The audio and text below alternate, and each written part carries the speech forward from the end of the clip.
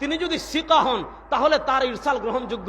আপনারা তাউসের জীবনী আসমাউর রিজালের যে কোনো কিতাবে পাবেন।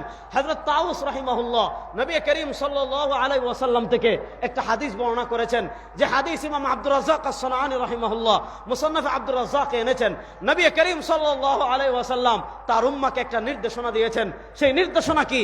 নবী করিম সাল্লাল্লাহু আলাইহি ওয়াসাল্লাম নির্দেশনা দিয়েছেন, আমার উম্মতেরা শুনো, লা তাত্তাখিযু শাহরান ঈদা ওয়ালা তাত্তাখিযু ইয়াওমান ঈদা, লা তাত্তাখিযু শাহরান ঈদা ওয়ালা তাত্তাখিযু ইয়াওমান ঈদা। নবী করিম সাল্লাল্লাহু আলাইহি ওয়াসাল্লাম বলেন, আমার উম্মতেরা শুনো, লা তাত্তাখিযু শাহরান ঈদা, নিজেদের পক্ষ থেকে কোনো মাসকে ঈদ বানায়ো। বলেন না, নিজেদের পক্ষ থেকে কোনো মাসকে ঈদ বানায়ো। লা তাত্তাখিযু শাহরান ঈদা, নিজেদের পক্ষ থেকে কোনো শাহর কোনো মাসকে ঈদ বানায়ো না। ওয়ালা তাত্তাখিযু ইয়াওমান ঈদা, নিজেদের পক্ষ থেকে কোনো দিনকে ঈদ বানায়ো না, মাসকে ঈদ বানায়ো না, দিনকে ঈদ বানায়ো না। এবার বলেন, ও মুসলমান, ও তালিবুল ইলম, ও সচেতন মুসলমান, আমি আপনাদের কাছে জানতে চাই, আল্লাহ নবী সাল্লাল্লাহু আলাইহি ওয়াসাল্লাম আমাদেরকে নিজেদের পক্ষ থেকে ঈদ বানানোর অনুমতি দিয়েছেন না নিষেধ করেছেন? বলেন না, অনুমতি দিয়েছেন না নিষেধ করেছেন? আপনি লাতাইফুল মাআরিফে যান, ইমাম ইবনে রাজব হাম্বলী রাহিমাহুল্লাহ লেখা লাতাইফুল মাআরিফ ফিমা লিমাওয়াসিমিল আম মিনাল ওয়াযাইফ। ইমাম ইবনে রাজব হাম্বলী রাহিমাহুল্লাহ বলেছেন, এই হাদিস বর্ণনা করে ইমাম ইবনে রাজব হাম্বলী রাহিমাহুল্লাহ লাতাইফুল মাআরিফে বলেছেন, দিন ঈদ বানিয়েছেন, এর বাহিরে এটার কোনো ভিত্তি। এজন্য আমি আপনাদেরকে ইতিহাস বলি, শুনেন, যেহেতু মাদ্রাসার তালিবুল ইলম ভাইরা বেশি করে শুনেন। আমরা ইবনু দাকিক আল ঈদ রাহিমাহুল্লাহর কথা শুনেছি। ইবনু দাকিক আল ঈদ রাহিমাহুল্লাহ ইন্তেকাল করেছেন 702 হিজরিতে। আমরা তার আহকামের কিতাব আল ইমাম পড়ি, শরহুল ইলমাম পড়ি। ইবনু দাকিক আল ঈদ রাহিমাহুল্লাহর একটা কিতাব আছে। ইবনু দাকিক আল ঈদ রাহিমাহুল্লাহ আজ থেকে 700 বছর আগের মানুষ, তিনি ইন্তেকাল করেছেন 702 হিজরিতে। ইবনু দাকিক আল ঈদ রাহিমাহুল্লাহ লিখিত একটা কিতাব আছে ইহকামুল আহকাম, শরহু উমদাতুল আহকাম। সেখানে ইবনু দাকিক আল ঈদ রাহিমাহুল্লাহ লম্বা আলোচনা করেছেন যে ইসলামের শিআর যেগুলো আছে, ইসলামের ইবাদত যেগুলো আছে, ওয়াকাদ মানাআনা ইহদাস মা হুয়া শিআরুন ফিদ-দীন। ইমাম ইবনু দাকিক আল ঈদ রাহিমাহুল্লাহ বলেছেন যে ইসলামের শিআর যেগুলো আছে এগুলো আমাদের পক্ষ থেকে আবিষ্কার করার, নিজেদের পক্ষ থেকে গবেষণা করে আবিষ্কার করার কোনো সুযোগ নাই। বুঝতেছেন কথা? নিজেদের পক্ষ থেকে গবেষণা করে আবিষ্কার করার কোনো সুযোগ নাই। তাহলে যেমন ঈদুল গাদির, উনি উপমা দিয়েছেন ঈদে গাদিরের। কার রাওয়াফিজি, যেমন রাফিদির আমরা চিনি, ইসলামের ইতিহাসে একটা জঘন্য ফিরকা আছে রাফিদি, রাশিয়াদের রাফিদি ফিরকা। রাফিদি ফিরকার আকীদা কি? খুব সহজ করে বুঝেন। রাফিদি ফিরকার আকীদা হলো তাফযীলু আলী আলা শাইখাইন, অর্থাৎ হযরত আবু বকর সিদ্দিক রাদিয়াল্লাহু তাআলা আনহু এবং ওমর ইবনুল খাত্তাব রাদিয়াল্লাহু তাআলা আনহু থেকেও হযরত আলী রাদিয়াল্লাহু তাআলা আনহু খেলাফতের বেশি হকদার। বলেন নাউজুবিল্লাহ। আচ্ছা, আপনারা আমার কথা বুঝতেছেন তো? তাদের এই আকীদা, তারা আলী রাদিয়াল্লাহু তাআলা আনহুকে হযরত আবু বকর সিদ্দিক এবং ওমর ইবনুল খাত্তাব রাদিয়াল্লাহু তাআলা আনহু থেকে খেলাফতের বেশি হকদার মনে করে। তারা আবু বকর হযরত আলী রাদিয়াল্লাহু তাআলা আনহুকে খেলাফতের বেশি হকদার মনে করার বেশ কিছু দলিল মানে তারা বিকৃতি করে। তারপর একটা হলো, তার মধ্যে একটা হলো হাদিসে গাদিরে খুম। আপনারা জানেন জিলহজ মাসের 18 তারিখ নবী করিম সাল্লাল্লাহু আলাইহি ওয়াসাল্লাম বিদায় হজ শেষ করে যখন মদিনায় যাচ্ছেন, হযরত আলী রাদিয়াল্লাহু তাআলা আনহুর গনিমতের মাল বন্টন করাকে কেন্দ্র করে সাহাবায়ে কেরাম আলী রাদিয়াল্লাহু তাআলা আনহুর সিদ্ধান্ত মানছিলেন না। সাহাবায়ে কেরাম আলী রাদিয়াল্লাহু তাআলা আনহুর সমালোচনা করছিলেন, অর্থাৎ তার সিদ্ধান্ত না মেনে সিদ্ধান্তের বিরুদ্ধে আপত্তি তুলেছিলেন। আল্লাহ নবী সাল্লাল্লাহু আলাইহি ওয়াসাল্লাম গাদিরে খুম নামক জায়গায় হযরত আলী রাদিয়াল্লাহু তাআলার ব্যাপারে বলেছিলেন, মান কুনতু মাওলাহু ফাআলিয়ুন মাওলা, আমি যার মাওলা আলীও তার মাওলা, আমি যার অভিভাবক আলীও তার অভিভাবক। এই হাদিস খেলাফত সংক্রান্ত ছিল না।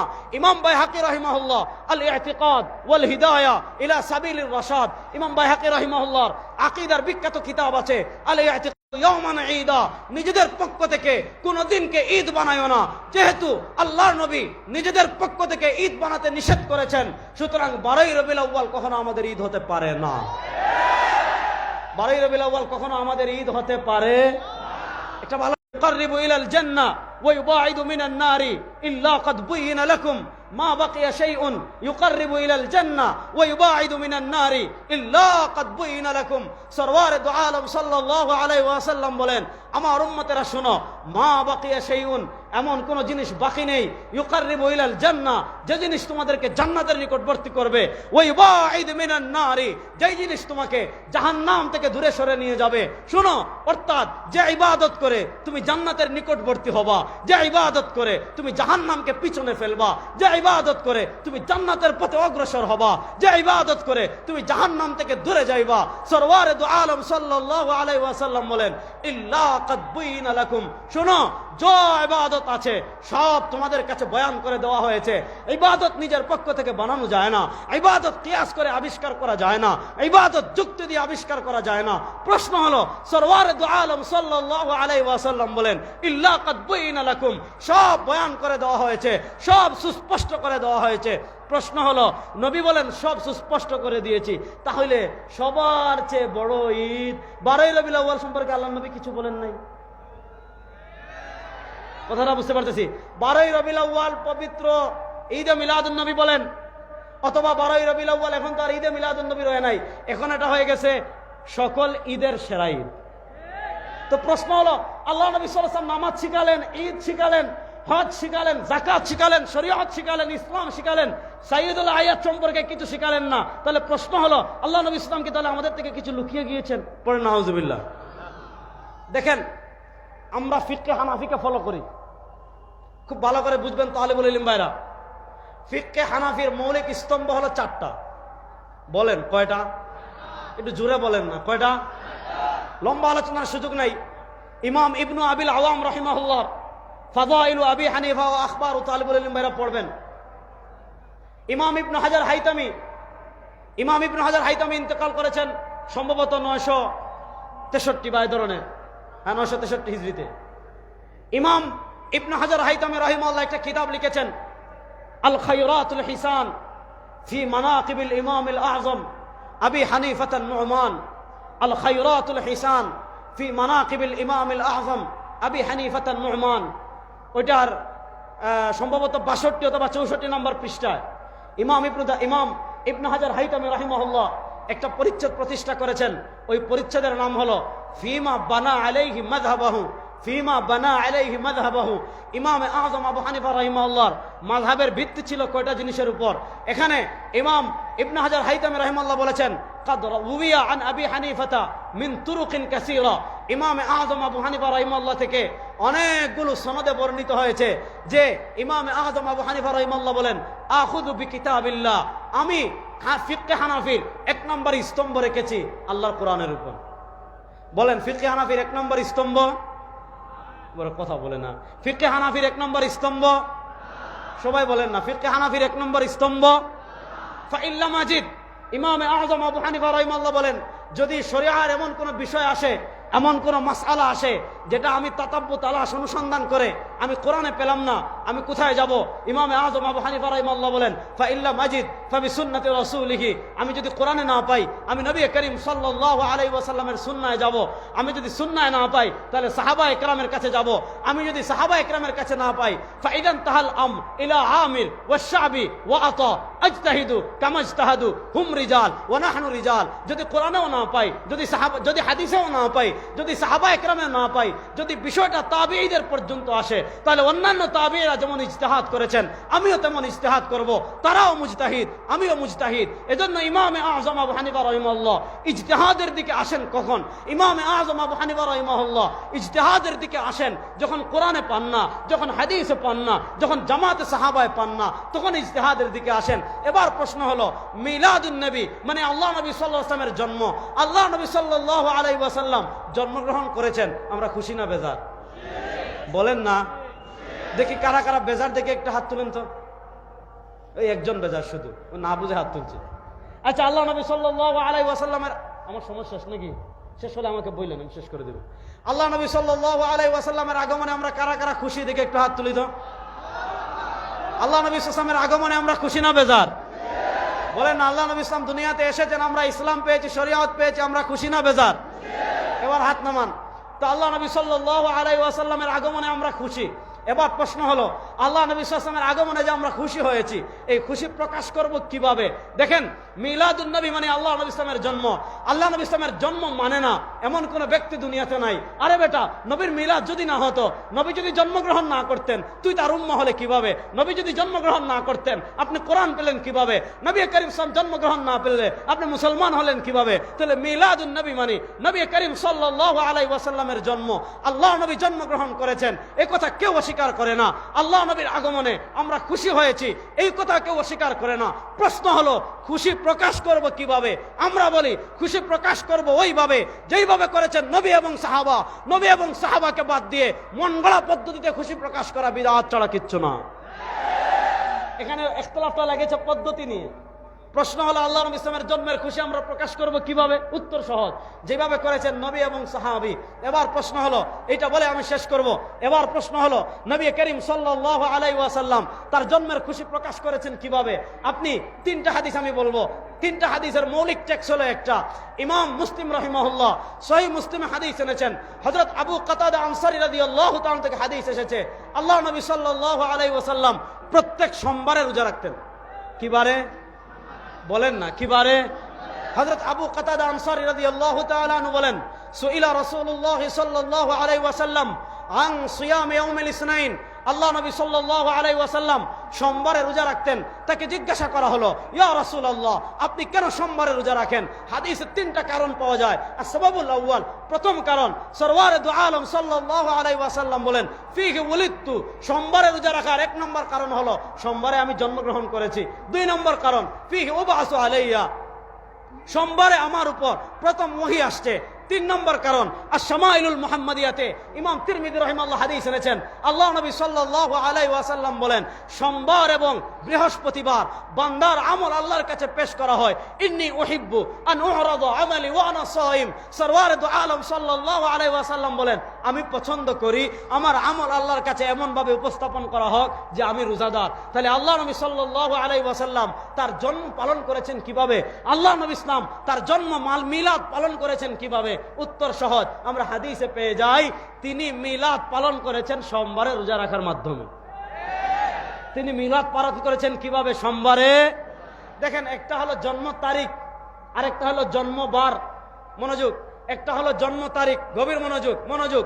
একটা হলো জন্ম তারিখ, আরেকটা হলো জন্মবার। জন্ম তারিখ বছরে আসে একবার, জন্মবার সপ্তাহে আসে একবার। আল্লাহ নবী ইসলামের জন্ম তারিখ নিয়ে মতানৈক্য আছে। 8 তারিখ বলেন, 12 তারিখ বলেন, 9 তারিখ বলেন, 18 তারিখ বলেন, যত তারিখ বলেন। তারিখ যদি 8 তারিখও ধরেন, বছরে আসবে একবার। 9 তারিখ ধরলে বছরে আসবে একবার। 12 তারিখ ধরলে বছরে আসবে একবার। 18 তারিখ ধরলে বছরে আসবে একবার। যদি জন্ম তারিখ নির্ধারণ করেন, বছরে আসবে একবার। আর যদি জন্মবার নির্ধারণ করেন, সোমবার প্রত্যেক সপ্তাহে আসে একবার, মাসে আসে কমসে কম 4 বার, বছরে আসে 4 বার 48, কমসে কম 48 বার। এবার দেখেন, আল্লাহ নবী সাল্লাল্লাহু আলাইহি ওয়াসাল্লাম তার জন্ম উদযাপনের জন্য তারিখকে নির্ধারণ করেন নাই, তিনি তার জন্ম উদযাপনের জন্য নির্ধারণ করেছেন বারকে। আল্লাহ নবী সাল্লাল্লাহু আলাইহি ওয়াসাল্লাম তার জন্ম উদযাপনের জন্য 1 নম্বর নির্ধারণ করেছেন বারকে, আমি নির্ধারণ করলাম তারিখকে। আল্লাহ নবী রেখেছেন রোজা, আমি বানিয়েছি ঈদ। কথা ভালো করে বুঝেন। অথচ আল্লাহ বলেছেন, মা ইউতির রাসূলা ফাকাদ আতা আল্লাহ, যে রাসূলের আনুগত্য করবে সে আল্লাহর আনুগত্য করবে। এজন্য যারা প্রকৃত আশিক রাসূল দাবি করবেন, আপনি যদি রাসূলুল্লাহ সাল্লাল্লাহু আলাইহি ওয়াসাল্লামের মিলাদ হাদিস সম্মত পন্থায়, শরিয়া সম্মত পন্থায় উদযাপন করতে চান, পথ আছে একটা, সেটা হলো প্রত্যেক সোমবারে রোজা রাখবেন। এজন্য আগামী সোমবারে সবাই রোজা রাখবেন তো ইনশাআল্লাহ। এছাড়া আর কোনো কিছু হাদিসে নাই, আর কোনো কিছু শরীয়তে নাই। এখানে যে হাদিসগুলো আনা হয় এগুলা সব বিকৃতি। কুল বিফাদলিল্লাহি ওয়া বিরহমাতিহি ফাবিযালিকা ফালিয়াফরাহু, ওইদিকে আমি যাচ্ছি না। এজন্য শুনেন, রাসূলুল্লাহ ইসলামের জন্ম সংক্রান্ত একটা কথা বললাম, এবার দ্বিতীয় আরেকটা কথা বলে আমি আমার আলোচনা শেষ করব। আমি 3-4 মিনিট সময় আয়োজকদের থেকে চেয়ে নিচ্ছি, এটা বলে শেষ করব। আপনারা জানেন বাংলাদেশ এখন একটা পরিবর্তনের মধ্য দিয়ে যাচ্ছে। পৃথিবীর ইতিহাস আপনি দেখেন, আপনি আমাদের পার্শ্ববর্তী ভারতের দিকে তাকান, ওখানে সংখ্যাগরিষ্ঠ হলো হিন্দু। যেহেতু সংখ্যাগরিষ্ঠ হলো হিন্দু, সেখানে হিন্দুদের ধর্মীয় বিরোধী কোনো আইন হয় না। হিন্দুদের তাদের যে সংখ্যাগরিষ্ঠ মানুষ, তাদের চেতনার বাহিরে গিয়ে কোনো আইন হয় না। আপনি আমাদের আরেক পার্শ্ববর্তী রাষ্ট্র মিয়ানমারের দিকে তাকান, মিয়ানমারে হলো সংখ্যাগরিষ্ঠ হলো বৌদ্ধরা। বৌদ্ধরা সংখ্যাগরিষ্ঠ হওয়ার কারণে রাষ্ট্রীয় সুবিধা পায়। আপনি যদি ইসরায়েলের দিকে তাকান, ইসরায়েলে হলো সংখ্যাগরিষ্ঠ হলো ইহুদিরা। ইহুদি ধর্মের বিরুদ্ধে কোনো আইন হয় না। আপনি ইউরোপ আমেরিকার দিকে তাকান, ইউরোপ আমেরিকায় আপনারা দেখেছেন সংখ্যাগরিষ্ঠ হলো কারা? সংখ্যাগরিষ্ঠ হলো খ্রিস্টানরা। সেখানে খ্রিস্ট ধর্মের বিরুদ্ধে কোনো আইন হয় না। আপনারা জানেন বাংলাদেশে বৈষম্য বিরোধী আন্দোলন হয়েছে। বৈষম্য বিরোধী আন্দোলন ছাত্ররা যেমন করেছে, মাদ্রাসার ছাত্ররাও তেমন করেছে, ইসলামী সংগঠনগুলো তেমন করেছে। আমরা শুরু থেকে শেষ পর্যন্ত মাঠে ছিলাম। সুতরাং আমরা চাই এই বাংলাদেশে যেমন স্কুল কলেজের ছাত্রের সাথে বৈষম্য মানা হয় নাই, আমরা পরিষ্কার ভাষায় বলতে চাই এই দেশের সংখ্যাগরিষ্ঠ মুসলমানের সাথে কোনো বৈষম্য এই দেশে মানা হবে না ইনশাআল্লাহ। সংখ্যাগরিষ্ঠ মুসলমানের তাহজিব তামাদ্দুন পরিপন্থী, তাহজিব পরিপন্থী, আকীদা পরিপন্থী, ঈমান পরিপন্থী, ইসলাম পরিপন্থী, কোরআন পরিপন্থী, হাদিস পরিপন্থী কোন আইন কোন। আমি আওয়ামী লীগ পতনের আগে সম্ভবত গত বছর আমাদের পোলো গ্রাউন্ড মাঠে, চট্টগ্রাম পোলো গ্রাউন্ডে আমি বক্তৃতা করেছিলাম। সেখানে আমি বলেছিলাম যে ফ্যাসিস্ট আওয়ামী লীগ এই 15 বছরে আমাদের তাহজিব তামাদ্দুনের বিরুদ্ধে যত কাজ করে গিয়েছে, যতটা ধ্বংস করে গিয়েছে, আফগানিস্তানে আমেরিকা 20 বছর যুদ্ধ করে অতটা করতে পারে নাই। এর ভিতর সবচেয়ে বড় ধ্বংস তারা কি করেছে আপনারা জানেন? কামাল আতাতুর্ক তুরস্কে ক্ষমতায় ছিল মাত্র কয়দিন? 1924 থেকে 1938। ভালো করে বুঝবেন, 1924 থেকে 1938 এই 14 বছরের ক্ষমতায় কামাল আতাতুর্ক কি করেছিল জানেন? তুরস্কের শিক্ষা সিলেবাস থেকে ইসলামকে বাদ দিয়েছিল, কোরআনকে বাদ দিয়েছিল, হাদিসকে বাদ দিয়েছিল, ফিকহ বাদ দিয়েছিল, নবীকে বাদ দিয়েছিল, সাহাবাকে বাদ দিয়েছিল, ইসলামের মৌলিক সবকিছু বাদ দিয়েছিল। একটা জেনারেশন গ্যাপ তৈরি করেছিল। এই শিক্ষা সিলেবাসে পড়ে যারা বড় হয়েছিল তাদের ভিতরে ইসলামও নাই, কোরআনও নাই, হাদিসও নাই। সুতরাং ফ্যাসিস্ট আওয়ামী লীগ আধিপত্যবাদী ভারতের রড টাকা খেয়ে এদেশের তাহজিব তামাদ্দুন, কোরআন সুন্নাহ হাদিস বিরোধী যে শিক্ষা সিলেবাস 2021 প্রণয়ন করেছে, এই দেশে পরাজিত ফ্যাসিস্টদের সেই শিক্ষা সিলেবাস আর আমরা দেখতে চাই না। সেই ফ্যাসিস্ট আওয়ামী লীগের শিক্ষা সিলেবাস এই দেশে বাতিল করতে হবে। আপনারা জানেন তারা নানা শব্দ দিয়ে, নানা শব্দের মার পেছে আমাদের সমাজে তারা LGBTQ, তারা সমকামিতাকে বিকৃত যৌনাচারকে আমাদের দেশে এস্টাবলিশ করতে চাচ্ছে। আমরা এই পরাজিত বাংলাদেশ আর নাই, ফ্যাসিস্ট বাংলাদেশ আর নাই। এখন স্বাধীন বাংলাদেশ, ছাত্র জনতা ইমানদারদের রক্তে অর্জিত স্বাধীন বাংলাদেশ। এই দেশে যারা ট্রান্সজেন্ডার বা LGBTQ কে প্রতিষ্ঠা করতে চাইবে, সময় এসেছে ধরে ধরে সবাইকে ট্রান্সজেন্ডার বানিয়ে দেওয়া হবে ইনশাআল্লাহ। আমরা ওই দিন শিক্ষামন্ত্রী দুষ্ট পরে স্লোগান দিব অবশ্য। আমরা শোনেন ওই দিন শিক্ষা সিলেবাস নিয়ে আমরা শিক্ষামন্ত্রীর সাথে দেখা করেছি। আমরা 500 পৃষ্ঠার গবেষণাপত্র দিয়ে এসেছি যে ফ্যাসিস্ট আওয়ামী লীগ 2011 সালে শিক্ষা সিলেবাসে যে পরিবর্তন করেছে, বিকৃতি করেছে। কি লিখেতে জানেন? আমাদের বাংলাদেশ নাকি একসময় ভারতের অঙ্গরাজ্য ছিল। এগুলো আমাদের পাঠ্য বইয়ে আছে। তো আমরা বলে এসেছি যে শুনেন, আপনারা যে অন্তর্বর্তীকালীন ক্ষমতায় সরকার আছেন, আপনাদের পায়ের তলার মাটি কিন্তু আমরা, আপনাদের পায়ের তলার মাটি কিন্তু আওয়ামী লীগ না, আপনাদের পায়ের তলার মাটি কিন্তু নাস্তিক না, আপনাদের পায়ের তলার মাটি কিন্তু বামপন্থী শাহবাগীরা না। আপনারা কিন্তু ক্ষমতায় যে শক্তির উপর ভর করে দাঁড়িয়ে আছেন, সেই শক্তি হলো দেশপ্রেমিক সাধারণ মুসলমান। সুতরাং আমরা বলে এসেছি, এই দেশপ্রেমিক সাধারণ মুসলমানের তাহজিব তামাদ্দুন, কোরআন সুন্নাহ আকীদা বিরোধী শিক্ষা সিলেবাস যদি আবার বাংলাদেশের মানুষের উপর চাপিয়ে দেওয়ার চেষ্টা করা হয়, আপনাদের পায়ের তলায় মাটি থাকবে না বলে গেলাম ইনশাআল্লাহ। সুতরাং আমাদের শিক্ষা সিলেবাসে, আপনি আমাদের শিক্ষা সিলেবাসে মহাত্মা গান্ধীর জীবনী পড়াবেন, শেখ মুজিবের জীবনী পড়াবেন, অমুকের জীবনী পড়াবেন, আর আমাদের শিক্ষা সিলেবাসে পৃথিবীর শ্রেষ্ঠ মানুষ সরওয়ারে দো আলমের জীবনী থাকবে না, আবু বকরের জীবনী থাকবে না, ওমরের জীবনী থাকবে না, উসমানের জীবনী থাকবে না, আলীর জীবনী থাকবে না। ওই শিক্ষা সিলেবাস আর এই দেশে চলতে দেওয়া হবে না ইনশাআল্লাহ। সুতরাং যারা যেই জায়গায় আছেন এই শিক্ষা সিলেবাসের বিরুদ্ধে আওয়াজ উঠাবেন, কমসে কম 2012 শিক্ষা সিলেবাসে ফিরে যাবেন, অথবা তার আগে যাবেন। 2021 সালে যে শিক্ষা সিলেবাস হয়েছে এটা আর চলতে দেওয়া হবে না।